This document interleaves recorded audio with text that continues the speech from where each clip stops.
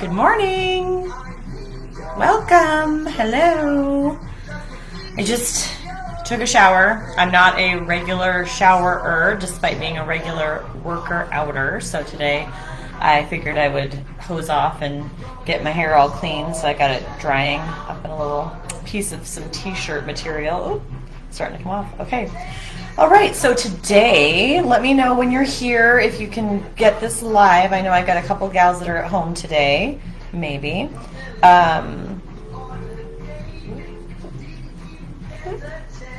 It's like doing it's opposite on my reflection of my computer. All right, so drop a little comment when you hop on. Say hello, good morning, and I might not be able to respond because I don't know if I'll see the comments. So I wanted to talk about lazy reds today. I am a big protein eater because I do exercise quite frequently and vigorously, and protein is really important. Let me turn this down.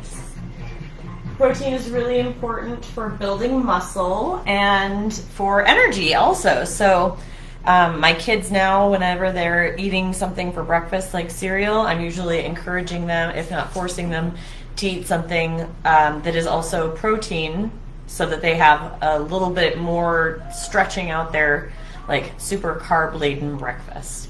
So the three different lazy reds I wanted to talk about today. I'm going to grab my red container because I want to show you the size. And I wanted to explain why one of my reds, or one of my laziest reds, is so helpful. So this is the container for my protein, and I really pack the hell out of this if I'm doing something like chicken or yogurt, anything that I would actually measure out into this little container, I pack it in. Even sometimes mounding just a little bit. I'm not going to say I don't mound.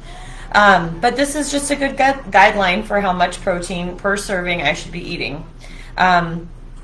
So, cooked things can go into this, but I also do yogurt. So yogurt is a big one for me where I do actually, because I do the batch prep, I will measure it into this container as I'm putting it into each one. And that it's better for me than eyeballing. When I eyeball, I tend to do a little bit more, I think, than probably I should. And if I do, I mean, it's not the end of the world. A little bit of a couple extra spoonfuls of protein in a day isn't going to make or break anything to do with my specific goals or nutrition. But it's just the habit of creating meals where you kind of utilize these things so that you're not eyeballing everything is the point.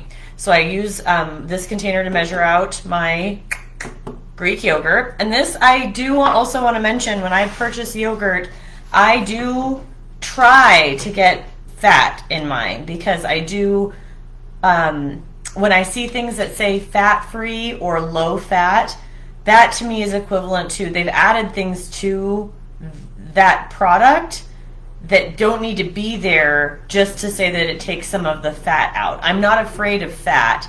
I'm more afraid of the things that they put in to try to reduce fat, which sometimes can be sugar. So that's something to be mindful of when you're looking at labels. But this is Chobani. Like, this is what I get at Walmart. Chobani Greek yogurt, non-fat plain.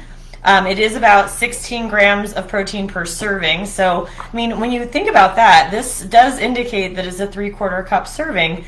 I mean, 16 grams of protein in just a little bit of Greek yogurt is actually kind of why this is a super good one for me to eat on the regular, and I do. Also, all of the good bacteria and things that grow inside of yogurt, I feel like that really helps with my stomach as well. Okay, the next lazy red that I wanted to talk about, I personally, none of my reds are going to be plant-based options. So if you are plant-based, I would tell you that I am not, and so therefore what I recommend or what I do isn't going to adhere to that. If you need recommendations, hit me up. I'd love to give you more information about plant-based sources of protein, especially ones that would kind of fit into that lazy designation. But I love the tuna in a can in olive oil.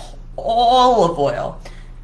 This is solid yellowfin tuna with roasted garlic and extra virgin olive oil. This is from Sunkist. I get this through Walmart, through the Walmart pickup, and you can get it without the roasted garlic. I prefer it with the roasted garlic, just personal preference. you can get it without. They're definitely a little bit spendier than tuna in water.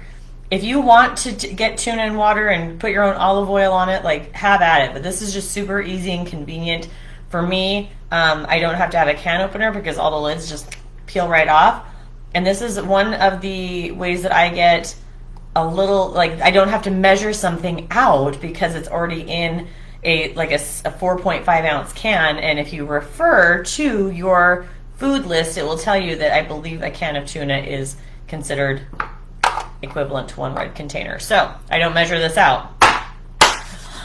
Lastly, and I'll talk about this one for a little bit, so don't worry. I mean, we're only 6 minutes into this, and I can easily stretch out this last particular lazy red because I love them so much. Eggs. I love eggs. I love having lots of eggs on hand. I'd love to have chickens. I don't think my husband will go for it, but I would legitimately get chickens just because I love eggs so much, especially when they're fresh. But I buy usually a large pack, and I keep reusing the same egg containers. So I usually try to get like the big flat at Walmart or Costco, and then use smaller containers and just break it up and put it in the fridge. Let me just say, like, I love yolky eggs almost an indecent amount. Like, I love a good yolky egg. Can you hit me with an egg emoji if you're still watching and you love yolky eggs too? Like, just drop an egg emoji. I will remember what that means. If you're watching this later, I will be looking for egg emojis. But I love yolky eggs. So I've started using my Instant Pot to do a soft boiled egg. And it's just a way of steaming it in the Instant Pot, and then you plunge it into an ice bath when it's done cooking and the pressure's released, and it keeps the egg, or the yolk, yolky. Sometimes the white is a little bit watery. Sometimes I think that has to do with the freshness of your eggs. Sometimes it's a little undercooked. I'm going to say honestly, some days I'm fine with it, some days I'm not. Like, if it's a little undercooked, then you might just have to cook another couple eggs. It's not a huge deal. But I oftentimes will hard boil my eggs in the Instant Pot, which is just steaming them a little bit longer. And I can do a huge batch of those. I can use those for egg salads, like egg salad sandwiches if we wanted that. That's a super easy dinner, and utilizes something that maybe if you hard boil them, you get a little bit extra life out of them. So Cobb salad, hard boiled eggs in a Cobb salad with like some bacon bits and some blue cheese, and oh, I love a good Cobb salad too. Making myself hungry. I haven't eaten yet because I wanted to make some eggs while I was making this live, but I didn't start them yet.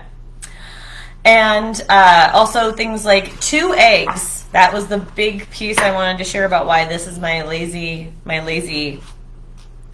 favorite, is that 2 eggs is equivalent to 1. So I don't ever have to measure out how much egg material I need for a serving of protein for myself. It's always 2 eggs. I soft boil 2 eggs for myself, or I'll cook, like fry up a couple eggs for myself in the skillet. Eggs for me, this was a big one while I was doing a program a couple years ago where I was eating on a timed schedule. Was some days I couldn't make eggs, so that was obviously something where in the early morning I didn't have them, but anytime I could, I would cook up 2 eggs so that they were yolky and have a piece of toast and dip my toast in those yolky eggs. I love them. I'm still working on my skillet skills to cook eggs without getting it too hot and then making it all like too crispy. Like, I'm still in the process of learning how to cook eggs, and I'm almost 40 years old. Like, there's always something to be learned.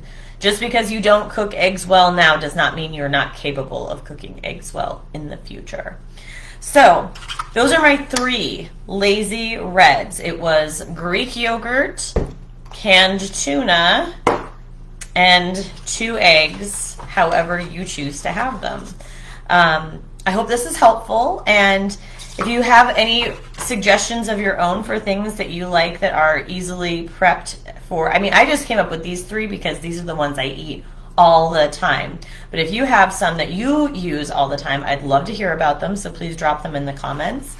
And then later on today, I will be posting a recap as well as an opportunity. I have container sets that I'd love to be able to give away as gifts for participation. So I will have a participation post coming up later on this evening. So hopefully when you see that, you will engage and interact, and we'll give you your choice of either a set of containers or a $10 gift card to, we'll call it Target or Walmart. Wherever you end up going the most, I will get you a $10 gift card if you win for participation.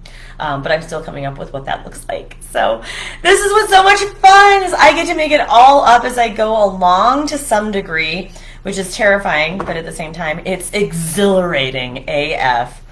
So that's it for me. I'm hitting 11 minutes. I think that this was tremendously beneficial information. And if you have any questions about how to utilize your red container, if you already have one, hit me up. Okay, peace out, ladies.